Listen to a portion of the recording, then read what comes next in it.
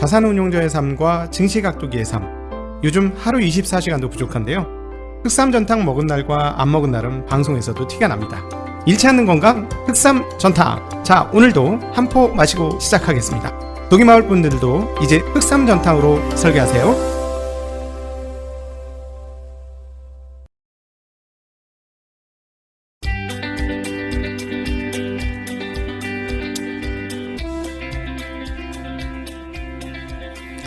가기사는 증시 각도기. 안녕하십니까, 증시 각도기 시청자 여러분, 투자자 여러분, 반갑습니다. 그래도 우리는 변함없이 외칩니다. 어떻게?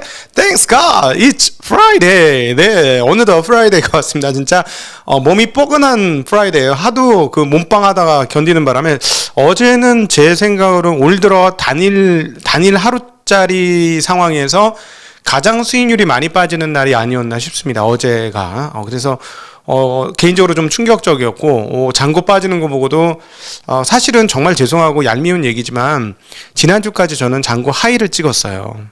사상 최고치의 잔고를 찍으면서 계속 올라갔었는데, 와, 이번 딱 한 주 만에, 이렇게도 빠질 수 있구나. 그래서 최근에 들어오신 분들은 지금 앞불싸고 깜짝 놀라고 계실 텐데, 그 장기적인 측면에서 보시면 또 괜찮아질 겁니다. 그래서 주식 하루 이틀 할 거 아니고, 투자 하루 이틀 할 거 아니고, 인생과 걸쳐서 투자를 해야 된다는 측면에서 시계를 좀 길게 갖고 하신다면, 또 금방 회복되지 않을까, 그런 생각 가지고 있습니다. 그래서 너무 걱정하지 마시라 하는 것과, 다시 한번 말씀드리면 포커스는 시장에 대한 포커스를 가지는 게 아니고, 내가 투자하고 있는 객체, 내가 투자하고 있는 대상, 내가 투자하고 있는 기업이 어떻게 되는지가 핵심이다라는 거예요. 중간중간에 어려움이 있더라도 이 회사가 지금 나가던 방향대로 잘 계속해서 나가면, 시간이 지나면 몇 가지 장애물이 있더라도 장애물을 뚫고 수익을 내고 그것을 시장에서 인식하는 그 순간에 주가가 다시 올라가면서 그 본질 가치를 찾게 되는 거죠. 네, 그러니까 그런 흐름으로 투자를 하신다면 사실 시장이 이렇게 돼도 별반 흔들리지 않을 수 있다는 거 다시 한번 말씀드리고,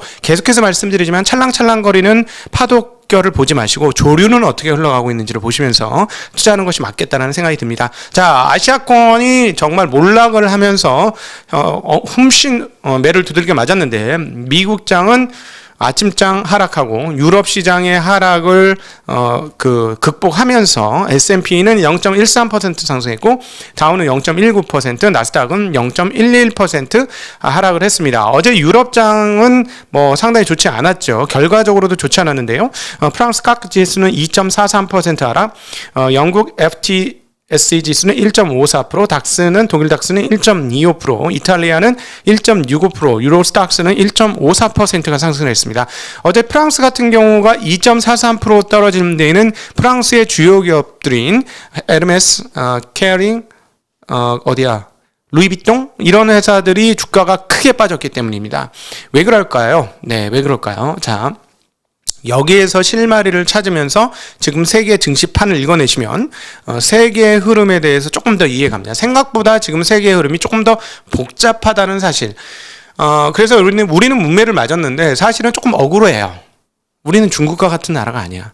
우리는 중국보다 훨씬 더 자본주의적인 나라고, 중국처럼 사회주의적인 시스템이 아니에요. 우리는 물론 국가주의적 성향이 있죠. 이 아시아 3국이 다 그렇습니다. 한국, 일본, 중국 모두 또 유교권 문화에 있었던 모든 국가들이 국가주의적인 성향이 있습니다. 국가가 나서서 뭘 해야 된다는 생각이 굉장히 강해요.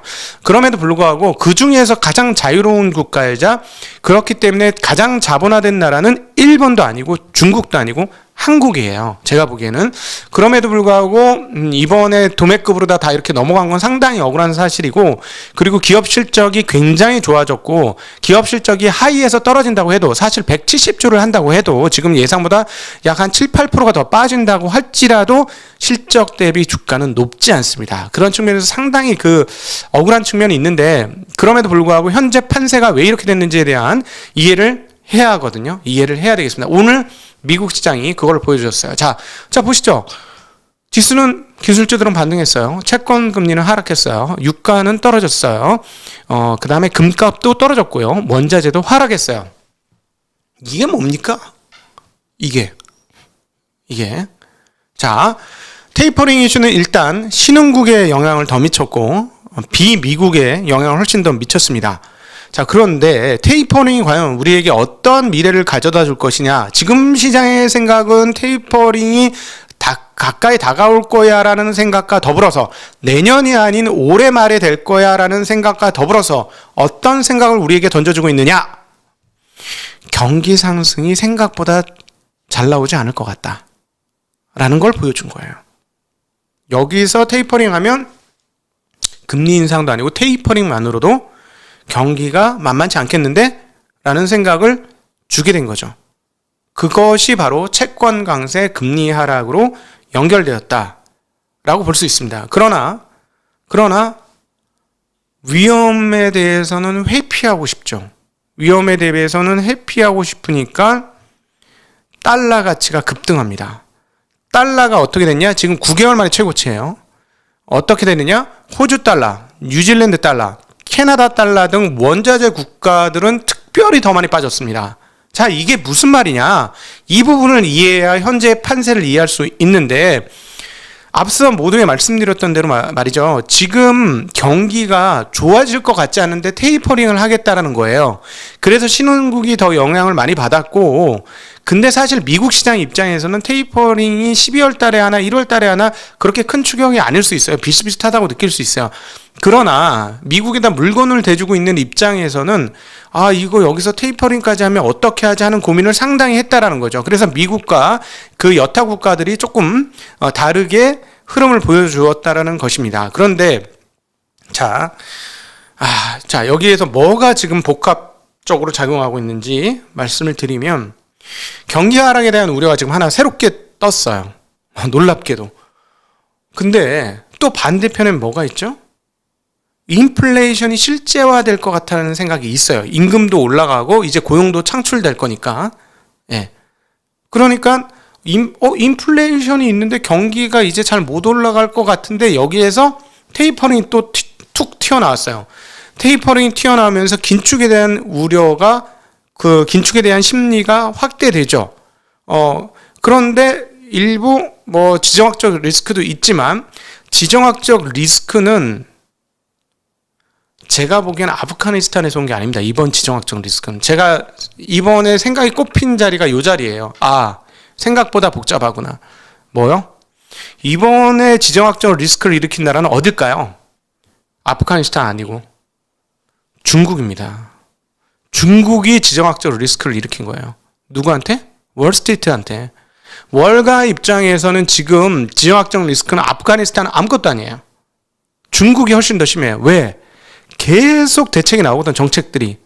어제도 정책이 또 나왔어요. 헝다그룹 불렀어요. 네. 일단 부르는 거 굉장히 안 좋은 신호입니다. 한번 불림을 당하면 뭐라고 얘기하거든요. 대출 줄여라 라고 얘기해요.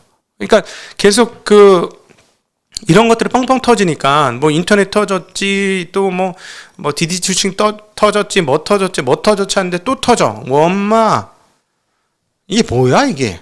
자, 어제 중국 시장에서 미국인들의 매도는 아주 높은 수준, 거의 사상 최고치에 도달하는 수준의 매도세가 나왔습니다.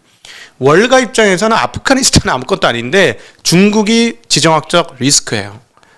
그러면서 중국을 비롯한 신흥국들이 더 경색이 되었죠. 자, 다시 정리해드리면 현재 상황은 경기에 대한 우려가 있었던 상황과 더불어서 실제로 인플레이션은 올 것 같아. 인플레이션 올 것 같아서 애매한 상황에서 이게 같이 공존하는데 테이퍼링이 나오니까 경기 하락에 대한 심리가 조금 더 커졌고, 그런 상황에서 그 지정학적 리스크가 빵 터지니까, 중국발 지정학적 리스크가 쉬지 않고 터지고 멈추지 않고 계속해서 이어지고 있으니까 어떻게 돼요? 안전자산에 대한 선호가 올라옵니다. 또 안전자산에 대한 선호가 올라오고, 이것들이 종합이 되면서 어떤 일이 벌어지냐?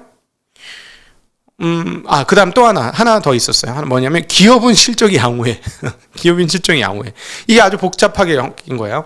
경기 하강에 대한 우려, 그 다음 반대로 인플레이션 실제와 기업 실적은 좋아, 그 다음에 지정학적 리스크는 생겼어. 그래서 안전자산은 선호해. 테이퍼링 터져.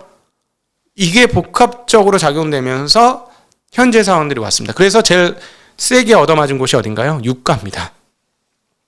유가가 6거래일 연속 하락하면서 5월 이후 최저치를 찍으면서 현재 유가가 62달러대까지 떨어지는 그런 약세 흐름들을 보여주었습니다. 자,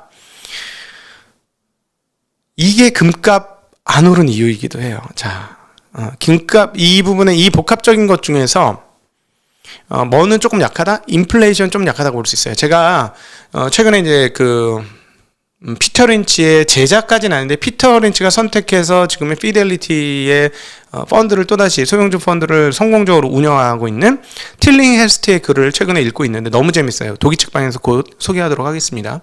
조금 어려워요. 근데 이 틸링 헤스트의 글을 읽으면서 깨달음이 번뜩 와서 정리가 됐는데, 달러 금값은 말이죠, 이렇게 보시면 될 것 같습니다. 금값은 어디에 반응하냐? 안전자산 아니야. 안전자산 아니고, 안전자산이긴 한데, 오히려 안전자산으로 취급받고 있는 것은 실제가 안전자산이든 말든, 달러와 엔화예요. 일반 엔화와 달러가 안전자산으로 취급을 받고, 금은 뭘로 받느냐? 금은 거의 지금, 성격에 상당히 강한 부분이 인플레이션 해지 수단. 이걸 갖고 있으면 인플레이션이 해지가 되느냐 마느냐. 이걸로 취급받아요. 그래서 인플레이션이 올 것 같아 이러면 금값이 쫙 올라가고, 인플레이션이 오나 이러면 서요.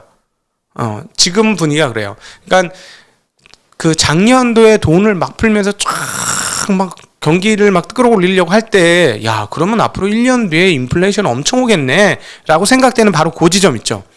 그때 금값이 쫙 말아올려요. 말아올리다가 이제 막 주판을 튕기기 시작하면 인플레이션이 올 것 같긴 한데 올까? 어느 정도 잘 모르겠는데, 뭐 오나? 이러면 이제 시세가 제대로 안 난다는 거죠. 그래서 만약에 여기서 또다시 뭐 고용이 터지고 임금이 올라가면서 인플레이션 수치가 미래에 올라갈 것 같은데? 이러면 이제 그때 금값은 오를 거예요. 그래서 금값은 조금 다르게 놓고 보셔야 될 것 같고요.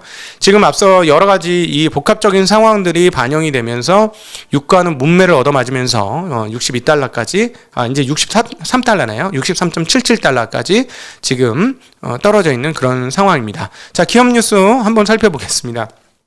메이시스 백화점이 2분기 매출이 56억 5천 달러가 나왔고, 주당 순이익은 1.29달러 나왔습니다. 굉장히 좋게 나왔고요. 그래서 20% 가까이 주가가 급등했습니다.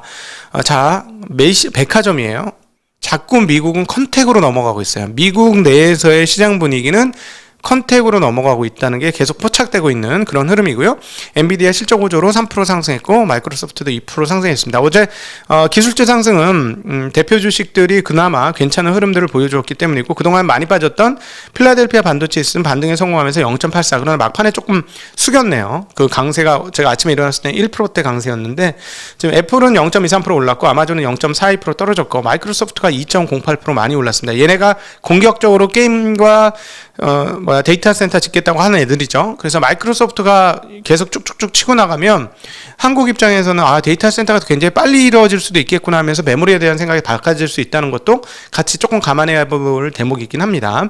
알파벳은 0.17% 올랐고, 페이스북은 0.09% 떨어졌고, 인텔은 0.48% 상승, 퀄컴은 1.1% 하락, 마이크로 테크놀로지 0.48 하락, 어플라이드 머티리얼스 1.4 상승, AMD 0.25 상승 하는 흐름을 보여줬고, 넷플릭스가 4% 이상 큰 폭으로 상승했고, 테슬라는 2% 하락하는 모습 보여줬습니다. 지표 확인하고, 자, 곧 함께 토크 한번 해보도록 하죠. 실업보험 청구 건수가 팬데믹 이후 최저 수준을 찍었습니다. 한 주간에 그 실업보험 청구자 수가 2만 9천 명이 감소하면서 34만 8천 명을 기록했습니다. 2020년 3월 14일 이후 최저치고요. 8월 필라델피아 연은지수는 전월 21.9를 찍었는데 이번에는 19.4를 찍었습니다. 예상은 22였습니다. 기준점은 0이고요. 7월 미국 경기 선행지수는 전월 비 0.9% 상승하면서 116을 기록했습니다. 예상은 0.7 상승이었습니다. 현재 코로나 상황은 1일 확진자 수가 미국에서 14만 893명이 나오는 상황으로 계속해서 회복되지 않고 아카드 일로에 있는 그런 모습입니다. 자, 여러분, 자, 오늘 너무 위축되지 마시고요. 네, 제가 이제 멘탈술사가 된 거죠. 멘탈술사. 자, 금방 지나갑니다. 또 한두 달 지나가서 추석 지나가면 또 상황이 이거 주식 못해서 안다. 그때 왜 주식 안 샀을까? 이럴 수도 있어요. 그러니까 항상 지금 내 마음에 내 자신의 모든 걸 던져서 맡기지 마시고요. 나를 이렇게 객체로 보고 이렇게 위로 올라가서 나를 바라보면서 나는 지금 무슨 생각을 하고 있는가? 시장은 지금 무슨 생각을 하고 있는가? 계속 자기를 객관화시키면서 남 보듯이 자기를 보는 연습, 유체 이탈을 시켜야 돼요. 유체 이탈을 시키면서 나를 쳐다보는 그런 자세가 필요하다. 그리고 한국 주식의 기업 실적은 이 정도면 진짜 사상 최고치이기 때문에 조정을 받고 내년도까지 실적이 이어진다고 보장만 된다면 현재 주가가 비싸지 않다. 너무 길게 해서 자, 이제 곧 토크로 시작하겠습니다. 인사드립니다. 안녕.